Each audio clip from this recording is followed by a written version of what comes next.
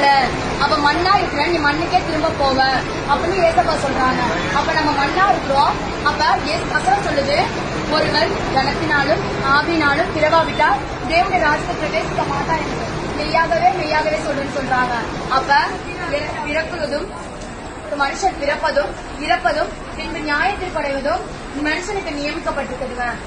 மனுஷன் 120 வயசுக்கு மேல யாராவது வாழ்றாங்களா? கிடையவே கிடையாது. அப்ப மனுஷன் பிறக்கிறான்,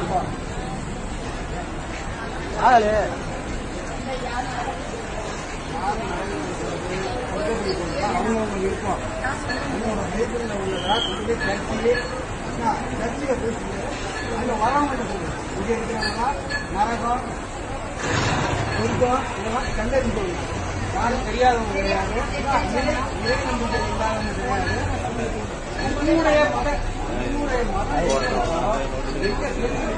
இது மதமே கிடையாது.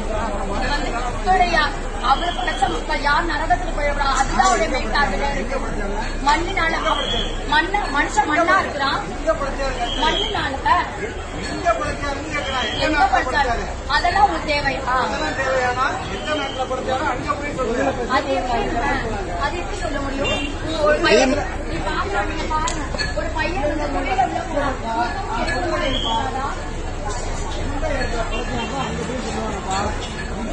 பொது இடத்துல சொல்லக்கூடாது. அதெல்லாம் வாழ்க்கை பூமியை வார்த்தைனால எப்படி படிச்சாங்க சொல்லுங்க?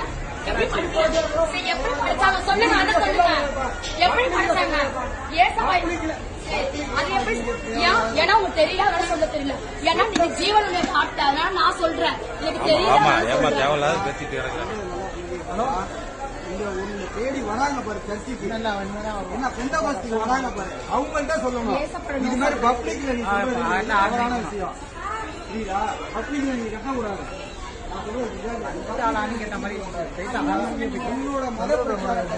உன்னோட இது ஒண்ணுமே கிடையாது. ஒரு பாவத்தை